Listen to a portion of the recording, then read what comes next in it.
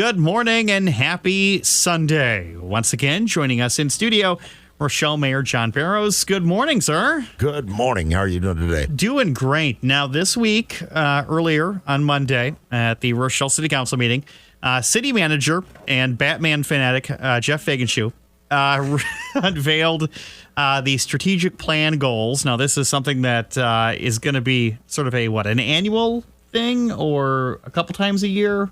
Probably annual. Taking a look at not only Rochelle's goals, but what they've accomplished so far and where they might be heading. Please don't break the microphone, sir. What are you doing over there? Just adjusting. So talked about a lot of the goals, and there's some for business development. And, of course, the big one is that TIF district, Karen shopping district where the Sullivans used to be, and getting the ball rolling on that. That's a big thing for the city because you do sort of have this prime retail location just collecting tumbleweeds. Yeah, it's been empty for quite a while. And, the TIF district, this is one way that we talk about all the programs that we can do locally. And the TIF district is one way that we can do a program which actually entails part of their real estate tax money that they pay. We can kind of pay it back. So in a sense, it's city money. However, it's kind of a way that you can fund some private business redevelopment and restructuring of those new businesses. And there was two routes that you guys had in front of you on this matter, and you let one of them sort of fall to the wayside, which was the sales tax. Yes. And thank goodness we did that, because now if it would be, I don't know what's coming in there. I'll be very clear. I don't know what's looking at it.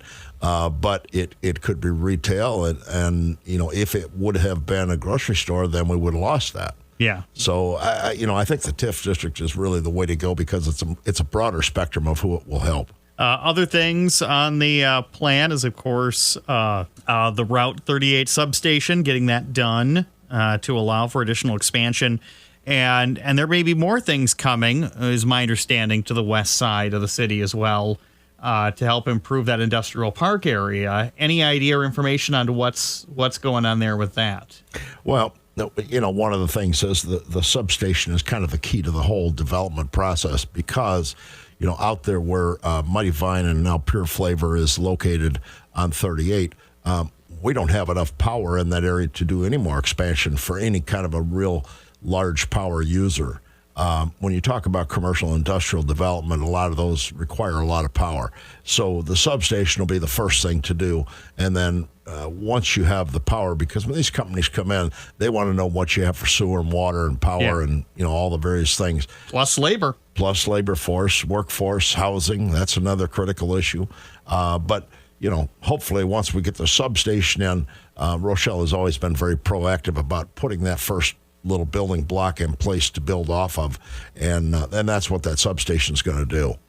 Mighty Vine also maybe considering expansion. I don't know if that's anything official's been announced on that, but there's a lot of talk about their expansion process. But once again, their expansion process, if they were to put, pick a number, if they were to put 50 or 75 acres under glass for an expansion, we don't have the power to supply the lighting and all that's needed for that. So the substation is the key. We'll be running a lot of extension cords out of town. Once that substation is done, that'll help a lot. Other things that were talked about, the signage. This is the one that I think is always neat when there's little details that a community can do that can make a big impact for community morale. And we know the water tower eventually is going to get painted. That'll be a very obvious project when that happens. Everyone will notice. You won't miss that one. Yeah, but the other one is going to be new signage at the entrances to town. The signs that are up don't look too bad. I mean, just to say that I think they do a great job of sort of giving you a feel of what Rochelle's about. But new ones are coming?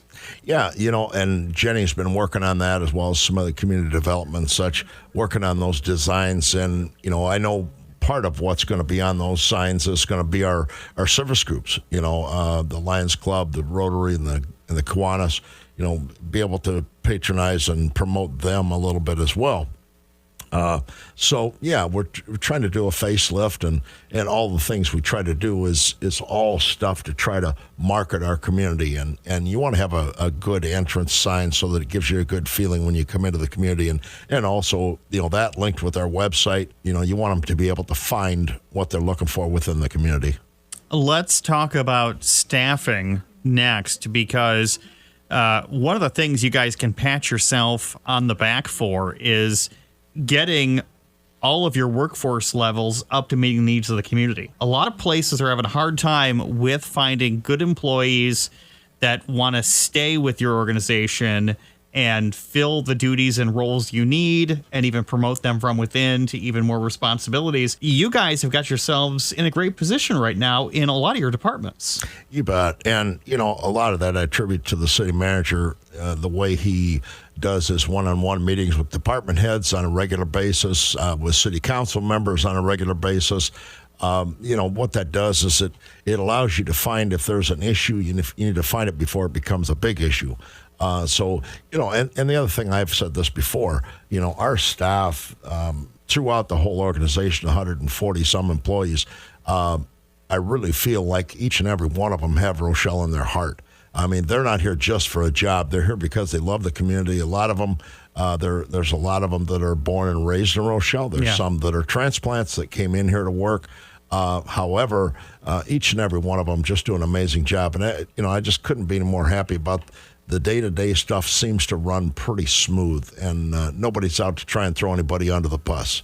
Speaking of buses and transportation, this actually wasn't really on what he talked about, but it's sort of a different thing with the Reagan Transportation District and bringing the potential for a permanent bus route to town. What do you think that'll do to the civilian life, so to speak, of your day-to-day residents in Rochelle, but also the economic impact for potential businesses coming to the area that Rochelle is stepping up to big boy land of Rockford and the Quad Cities and DeKalb Sycamore even, and having a dedicated bus route potentially? And I think this is another step towards, we've heard the term used, connectivity. A part of where this started was when we were talking to commercial industrial folks that have employees that maybe ride their bike to work. And there's certainly nothing wrong with that. But January happens. January, it's a little tough when you put the snow tire with studs on the bike. But, this is going to be a great asset for our community. Reagan Mass Transit, formerly the LOTS Group,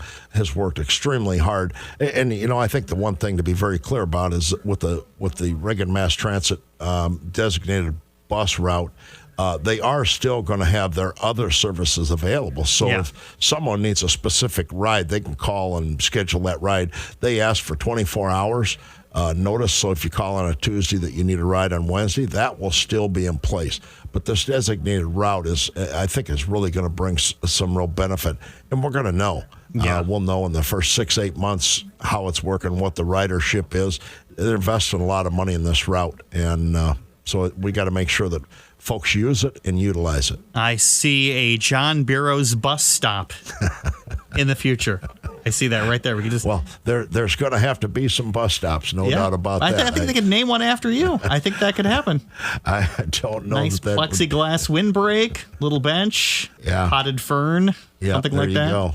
Yeah, little advertising sign. I think we're going to reach out. We've had some conversation with some of our larger businesses about sponsoring some bus stops, a little shelter when it's raining and whatever. But I'm really excited about that, and Reagan Mass Transit, formerly LOTS, has been great to work with. They've really worked hard at trying to develop they pull in all the stockholders in the project and tried to find out, what do we need to do as far as locations. We've had several meetings on where should the stops be. And it's not only where the stops are, it's where do we need stuff in between the stops.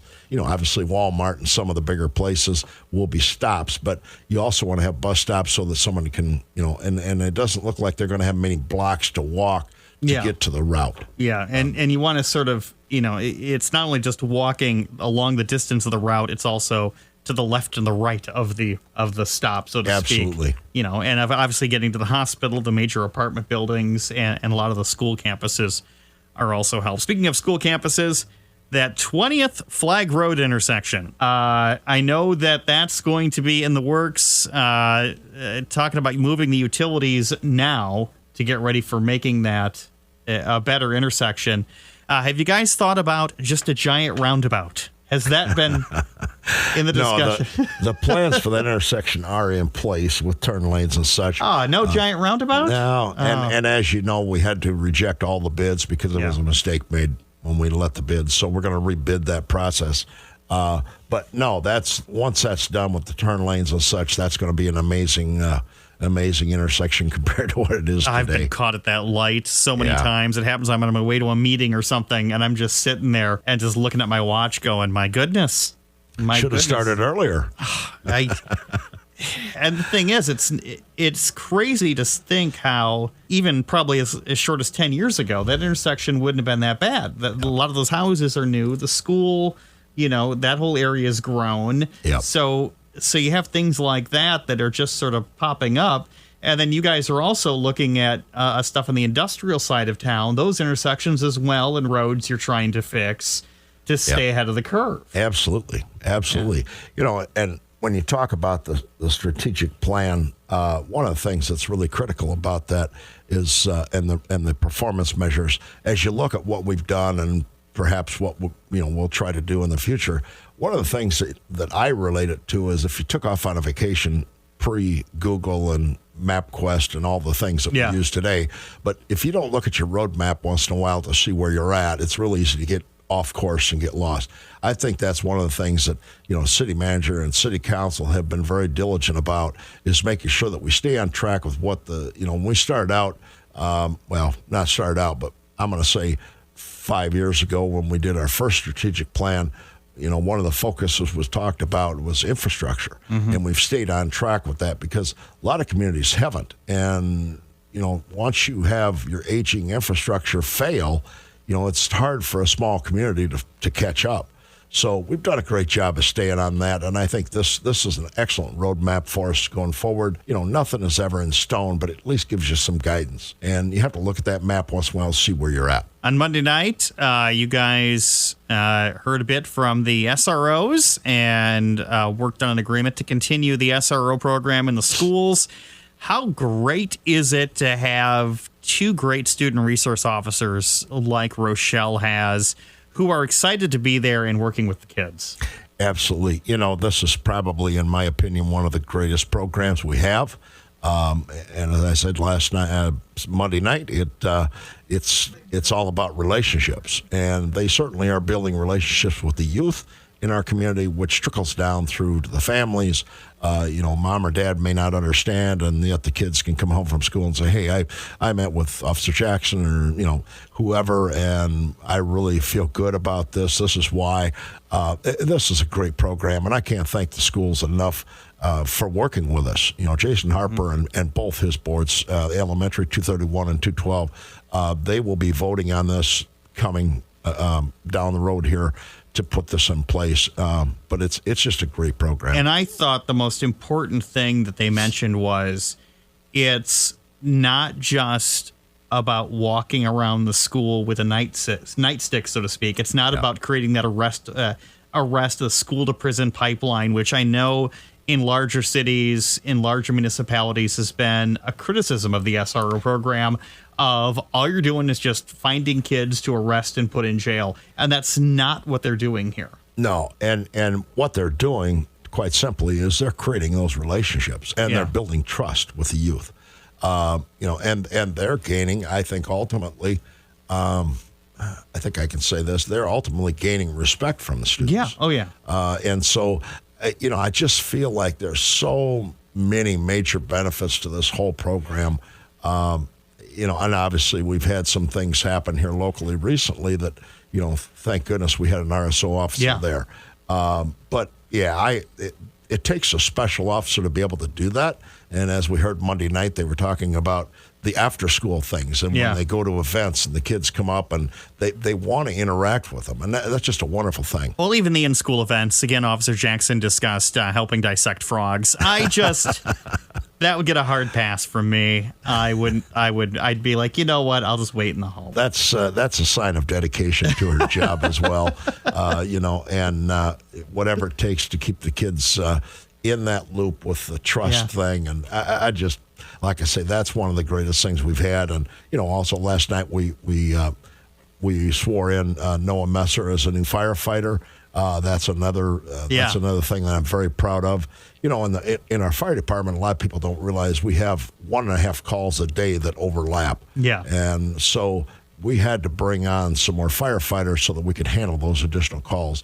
Because, to be quite honest with you, if anyone calls 911 for either police or fire, expect somebody to show up. Oh, yeah. In a timely fashion. I'm very proud of the fact that we worked very hard to try to find the money to be able to expand both. We've hired, in the case of the police, you heard Monday night that we've hired 12 people. So fire department, same thing. We're bringing on more people to provide the service. It's great to hear from you, Mayor John Barrows. Thank you so much. Look forward to talking to you again next month. Sounds great. Thanks for having me.